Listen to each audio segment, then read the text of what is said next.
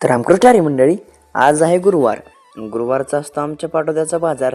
पाटोद्याचा बाजार करण्यासाठी मी आणि आमचे गुरुजी आलेलो. पाटोद्याचा बाजार पण खूप मोठा असतो बरं का. आता आलो तेवढ्यात लगेच संतोष महाराज वनवेंची भेट झाली, कीर्तन केसरी.